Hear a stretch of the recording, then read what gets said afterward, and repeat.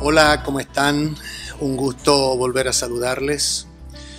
Para mí es un placer cada semana encontrarme con ustedes a través de este canal, donde podemos conversar, podemos estudiar y conocer un poquito mejor de la palabra, de la escritura, y qué nos enseña, qué nos habla o qué nos dice en relación a lo que significa ser un discípulo de Jesucristo. Hemos estado viendo estos últimos miércoles la importancia de crecer, de madurar, de ser perfeccionados, de avanzar, e indudablemente todo esto a la luz de la Escritura. Si recuerdan bien, la semana pasada, para los que ya están conectados a este canal, hablamos de los apóstoles, profetas, evangelistas, pastores y maestros, de acuerdo a Efesios capítulo 4, verso 11. Y que estas 5 habilidades o estos 5 dones están para perfeccionar a los santos para la obra del ministerio. Y esto también tiene un propósito. El propósito es que los que son niños espirituales puedan llegar a ser maduros. ¿Por qué? Porque los niños son fluctuantes, son cambiantes. Por eso el apóstol Pablo insiste en que estas habilidades o estas capacidades sobrenaturales puedan ayudar a los santos. Y agradecemos a Dios por cada uno de ellos. Herramientas para crecer hay muchas. Y hay otras 2 que yo quiero mencionar en esta ocasión. Y esto se encuentra allá en el libro de los Hechos, en el capítulo 6. Cuando vamos a esa porción, dice: en aquellos días, como creciera el número de los discípulos, hubo murmuración de los griegos contra los hebreos, de que las viudas de aquellos eran desatendidas en la distribución diaria.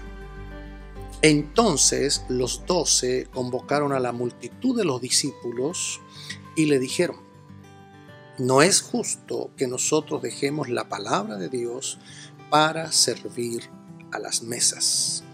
Buscad pues, hermanos de entre vosotros, a 7 varones de buen testimonio, llenos del Espíritu Santo y de sabiduría, a quienes encarguemos de este trabajo. Y nosotros, hablando Pedro, en conjunto a los demás discípulos, dice: buscad pues, hermanos de buen testimonio, dice, y nosotros persistiremos en la oración y en el ministerio de la palabra. Y de ahí entonces ellos escogen a 7 varones. Ahora, quiero poner en perspectiva o en contexto este verso para que podamos entender estas 2 herramientas tan importantes en la vida de cada uno de los hijos de Dios. Lo primero, la iglesia estaba creciendo. Discípulos alcanzaban discípulos y estos mismos discípulos atendían a esos nuevos discípulos a que fueran en ese crecimiento y en ese desarrollo. No olvidemos lo que el Señor Jesucristo le habló a los discípulos originales allá en Mateo 28. En Mateo 28, en el capítulo 10, en el verso 19, dice lo siguiente: por tanto, id y haced discípulos a todas las naciones, bautizándolos en el nombre del Padre, y del Hijo, y del Espíritu Santo, enseñándoles que guarden todas las cosas que os he mandado, y he aquí yo estoy con vosotros todos los días hasta el fin del mundo. Amén. Es importante considerar cómo Jesucristo ve la iglesia y cómo los primeros cristianos hacían iglesia. Los discípulos alcanzaban nuevos discípulos y cuando los alcanzaban, lo primero que hacían con ellos era bautizarles. Les bautizaban en el nombre del Padre, del Hijo y del Espíritu Santo. Una vez que los bautizaban, entonces les enseñaban la doctrina de los apóstoles, la comunión unos con otros, la oración y por supuesto todas las prácticas que nosotros vemos ahí en el libro de los Hechos, que después también se pueden ver perfectamente en las cartas pastorales y apostólicas. Ahora, básicamente los discípulos hacen discípulos. Qué importante cómo el Señor diseñó la iglesia para que ninguno quede desamparado, para que ninguno quede solo, para que ninguno quede al camino de tal manera que todos podemos pertenecer a esta familia de la fe que es la iglesia y crecer juntos. Pero volvamos entonces a capítulo 6 del libro de los Hechos. Dijimos que ahí tenemos el crecimiento de la iglesia, porque dice el verso 1 que dice como creciera el número de los discípulos. No habla de congregantes, no habla de creyentes o no habla de simpatizantes. Es como creciera el número de los discípulos. Y aquí había un problema, que las viudas de los griegos eran desatendidas, y esto trajo entonces un malestar entre los hermanos, al punto que llegaron a conversar con los apóstoles para darles solución a ese problema. Pero a mí lo que me llama la atención es lo que Pablo responde y lo que Pedro le está diciendo a los discípulos, a la multitud de los discípulos, y que es muy importante que nosotros lo consideremos. Número 1, él dice en el verso 4, y nosotros persistiremos en la oración y en el ministerio de la palabra. Lo primero, la palabra persistir significa, está hablando de alguien con convicciones profundas, alguien que no está solamente emocionado o con buenas intenciones. Es un hombre, es una mujer que se entregó a Cristo de todo corazón, con todas sus fuerzas y con todo su compromiso. Por eso puede persistir a pesar de las dificultades, a pesar de los problemas, y él puede persistir hasta el final. Que ese es el propósito que el Señor tiene para cada uno de sus discípulos, que sean fieles hasta el final, que puedan cumplir su objetivo, que puedan cumplir su propósito y que puedan terminar su carrera. Pero ¿en qué cosas los discípulos deben persistir? Y aquí tenemos estas dos nuevas herramientas. Él dice en la oración y en el ministerio de la palabra. Cuando nosotros leemos los 28 capítulos del libro de los Hechos, nos damos cuenta que la vida privada de los discípulos estaba envuelta de oración. Los discípulos oraban permanentemente. Oraban en la mañana, al mediodía, en la noche o en la tarde. Los discípulos siempre estaban envueltos en un ambiente y en una atmósfera de oración. Nada más como una muestra para que nosotros podamos ver cómo era la vida de estos discípulos. Cuando nosotros vamos al capítulo 3 del libro de los Hechos, dice: Pedro y Juan subían juntos al templo a la hora 9, la de la oración.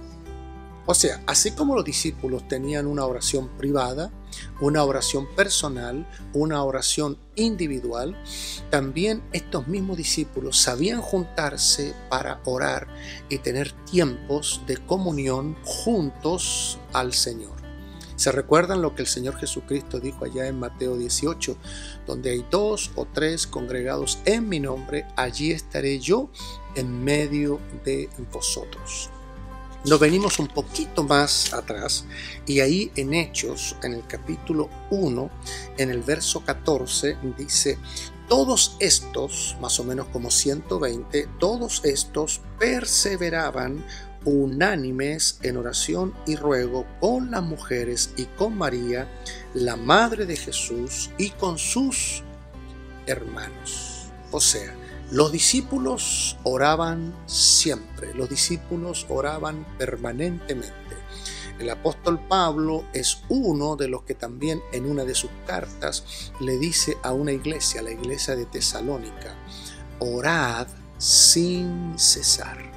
Quizás tomando las palabras de Jesús cuando está en el monte Getsemaní, cuando los discípulos Pedro, Juan y Jacobo se le quedan dormidos, y entonces Jesucristo le dice: orad para que no entréis en tentación. La oración es fundamental, es una base importante en la vida de un discípulo. Necesitamos desarrollar una práctica de oración. Mucha gente dice, yo quisiera orar más, pero no sé cómo hacerlo. Necesitamos desarrollar ese tiempo de diálogo, de conversación con Dios a través de cantos, adoración, la palabra, también meditar. Quedarnos ahí un momento en silencio para pensar, para meditar o repensar porciones bíblicas y lo que Dios también nos ha venido hablando en ese día, esa semana, en esos días. Bueno, hay muchos momentos que nosotros podemos usar para también dejar que Dios nos vaya ministrando. Nosotros continuamos y nos vamos al capítulo 10, por ejemplo, y en el capítulo 10 tenemos un caso bien especial.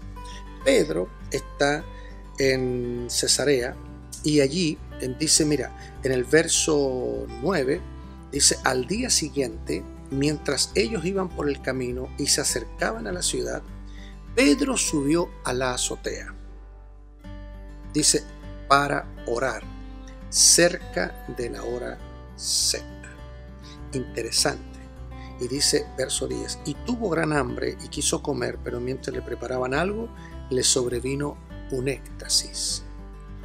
Aquí te das cuenta cómo los discípulos desarrollaron tan bien la oración. La oración es una herramienta fundamental de consistencia, de mantenimiento, de compromiso y de persistencia con Dios. La oración es fundamental, es como el oxígeno que nos permite respirar en el reino de Dios. Cuando vas al mismo capítulo 10, a los primeros versos, dice, había en Cesarea un hombre llamado Cornelio, centurión de la compañía llamada Italiana, piadoso y temeroso de Dios con toda su casa, y que hacía, escuche esto, muchas limosnas al pueblo y oraba a Dios siempre. Así que nos queda claro que un discípulo de Cristo no deja de orar. Ora cuando hay problemas y cuando no los hay. Ora cuando hay situaciones difíciles y cuando esas ya no están. El discípulo ora en todo momento, en todo tiempo, como buen soldado de Jesucristo.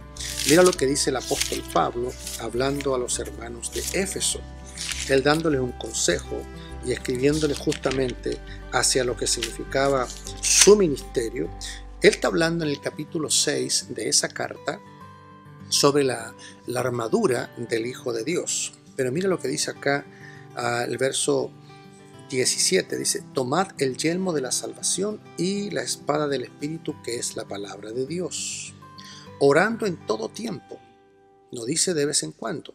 Con toda oración y súplica en el Espíritu, y velando en ello con toda perseverancia y súplica por todos los santos y por mí, a fin de que al abrir mi boca me sea dada palabra para dar a conocer con denuedo el misterio del Evangelio, por el cual soy embajador en cadenas, que con denuedo hable de él como debo hablar.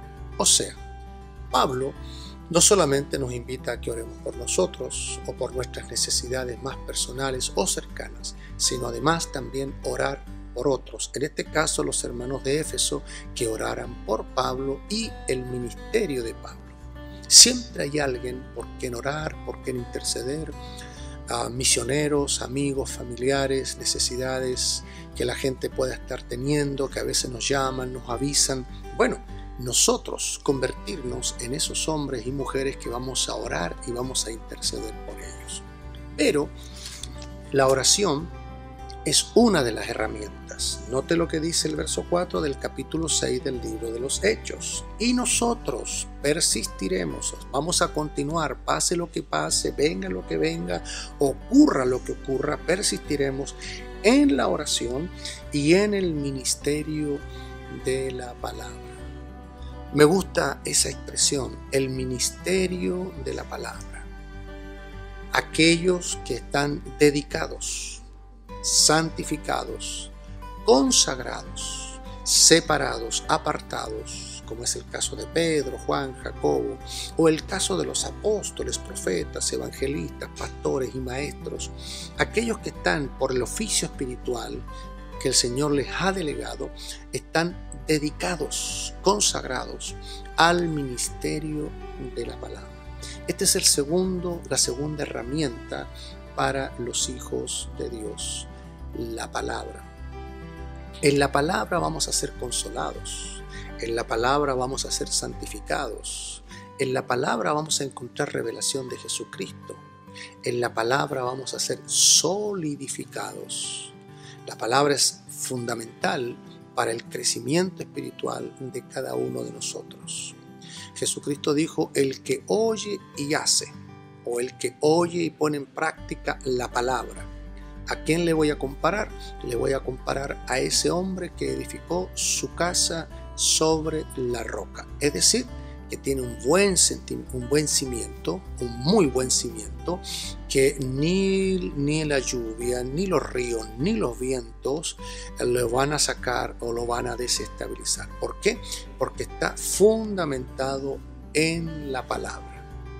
Cuando nosotros vemos la misma carta de Efesios, y quiero volver a leerlo porque a veces leemos rápido y se nos olvida, mire, como decíamos, el apóstol Pablo en el capítulo 6 está hablando de la armadura, y en el verso 17 dice: y tomad el yelmo de la salvación y la espada del Espíritu, que es la palabra de Dios.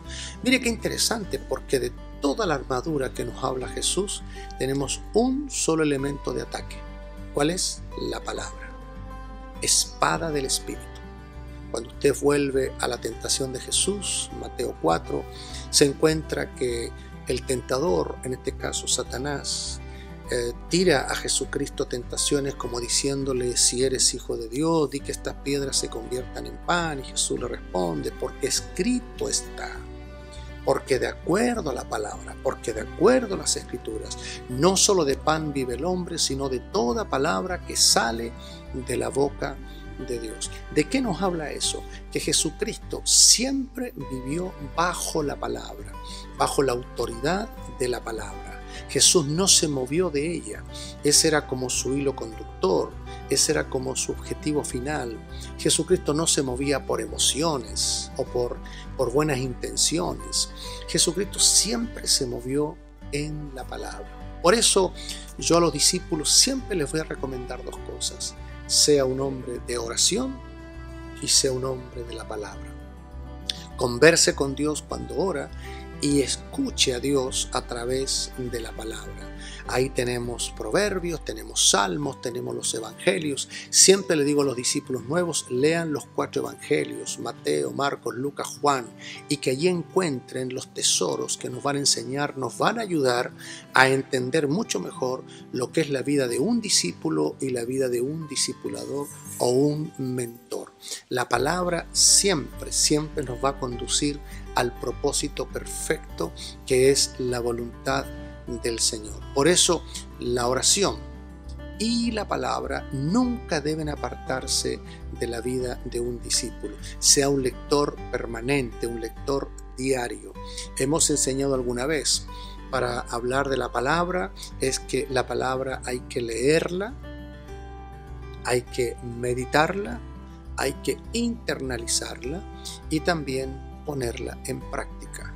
Esos 4 ingredientes nos van a ayudar a que la palabra nos dé solidez, nos dé consistencia, nos dé fundamento, nos dé base para poder ser aquellos hijos que vamos a ir en crecimiento y tener esa estabilidad que el Señor espera de cada uno de nosotros. Por lo tanto, en esta clase o en este tiempo que hemos estado juntos, no te olvides de estas 2 nuevas herramientas: la oración y la palabra. La semana pasada ya dijimos, están los apóstoles, profetas, evangelistas, pastores y maestros, pero hoy día estos 2 rieles no los debes separar, no los debes quitar de tu vida, no los debes apartar. Deben ser fundamentales, importantes, de tal manera que estos nos permitan ese crecimiento espiritual que necesitamos cada uno de nosotros. Queridos amigos, es un gusto haber compartido con ustedes otro miércoles, otra semana, deseando que esto sea de mucha bendición, y compártelo con tus amigos, que otros también conozcan de la palabra del Señor. Será hasta la próxima semana. Que tengas un lindo día, una linda semana, muchas bendiciones para ti y también para tu casa.